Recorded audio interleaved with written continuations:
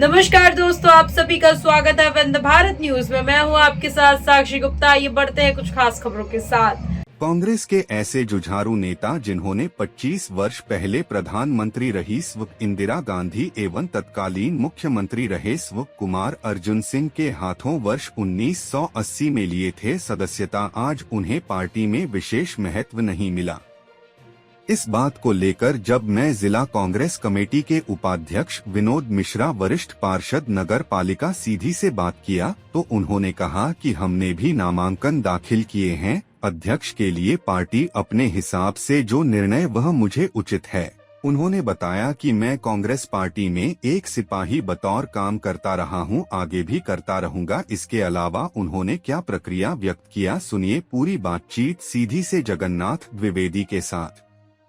महोदय, आप लंबे समय से कांग्रेस के संघर्ष कर रहे हैं, कई पदों में भी रह चुके हैं। अब मुझे जहाँ तक जानकारी मिली कि आप भी कांग्रेस के दावेदार हैं। पर्यवेक्षक जो आश्रम से आए थे दावेदारी पेश किए हैं, क्या कहेंगे? जी देखिए, हम लोग तो शुरुआत से ही दाऊ कुमार अर्जुन सिंह जी और इंद्रजीत कुमार पटेल जी के विचारों और कार्यशैली से प्रभावित होकर हम लोग कांग्रेस में आए थे और तब से आज तक निरंतर हम लोग कांग्रेस की सेवा और जनता की सेवा जिस ढंग से अपने सामर्थ्य के हिसाब से हम कर रहे हैं और आगे भी जो भी जिम्मेवारी दी जाएगी, विभिन्न समयों में हमें जो भी जिम्मेवारियां दी गई, हम पूरे अपने मनोयोग से और ईमानदारी से अपने कर्तव्य का पालन किया मैंने। और आगे भी जो भी जिम्मेवारी दी जाती है अगर नेताओं के द्वारा, तो ज़रूर हम प्रयास करेंगे कुछ अलग ढंग से करने का और सबको एक करके कांग्रेस पार्टी को मजबूत करने का प्रयास मेरा रहेगा। अन्यथा न लीजिएगा, भाजपा सदैव ब्राह्मणों को महत्व देती है, कांग्रेस में उपेक्षित क्यों हैं ब्राह्मण?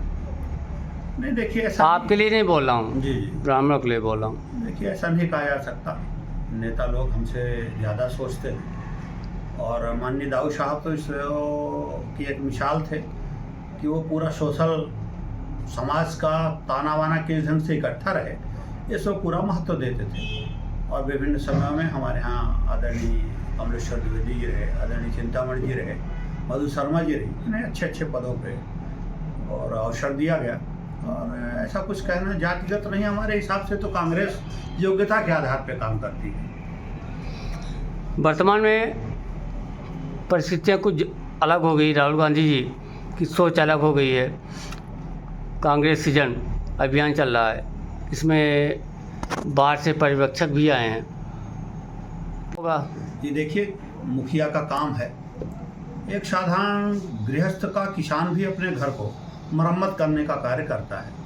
और हमारे आदरणीय नेता राहुल गांधी जी और हमारे आदरणीय राहुल भैया जी, कमलेश्वर पटेल जी, सब उस संगठन सृजन अभियान के एक हिस्सा हैं और सब चाहते हैं कि कांग्रेस अपने पुराने रूप में लौटे और एक गरीब से गरीब व्यक्ति का, समाज के अंतिम छोर पे खड़े व्यक्ति को भी पूरी मन से सेवा कर सके। इसमें शायद बीच में शायद कमी आ गई हो तो उसको युवा और कहना चाहिए कि अनुभवी लोगों की एक टीम बनाकर और कांग्रेस पार्टी, आप देखिएगा, फिर से एक विशाल वटवृक्ष के हिसाब से खड़ी होगी।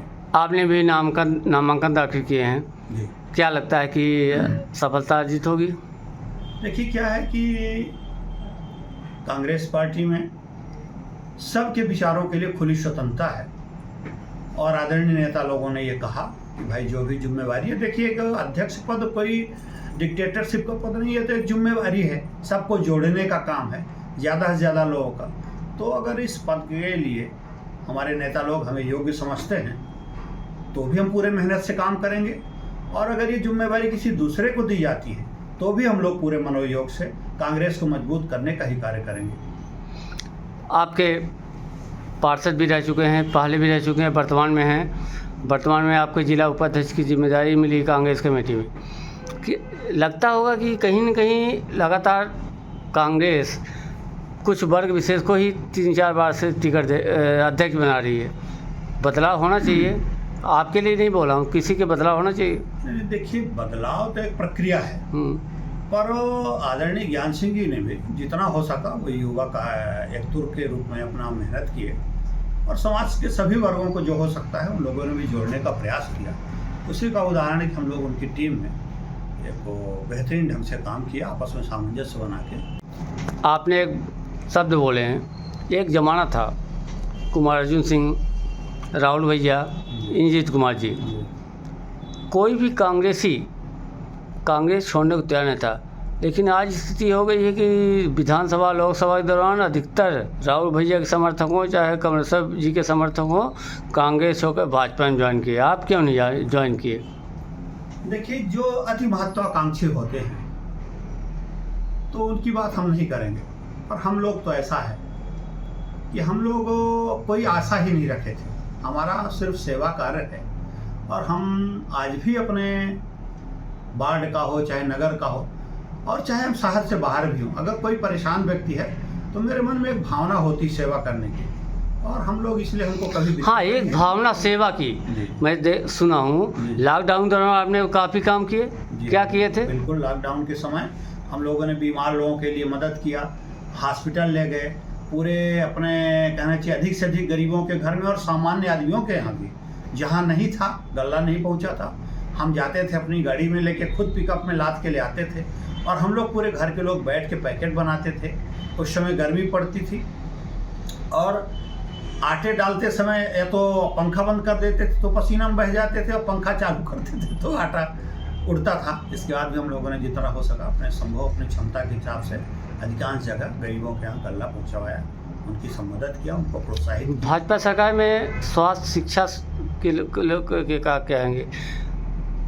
अब आज तो आपके सामने, मैं जब जिला योजना समिति का सदस्य था तो मैंने एक चीज़ कहा था कि आदरणीय मंत्री महोदय, आप वो हॉस्पिटल में डॉक्टरों की, नर्सों की और कंपाउंडरों की व्यवस्था नहीं कर सकते। एक मुद्दा आया था सिक्योरिटी गार्ड बढ़ाने का, उसमें मैंने कटाक्ष किया था कि सिक्योरिटी गार्ड आप चाहे 2 की जगह 20 भी लगा देंगे, इसके बाद भी जब वो स्टाफ जो है उसके पास ज़रूरत से ज़्यादा काम रहेगा तो झुंझलाएगा, झुंझलाहट में कहीं ना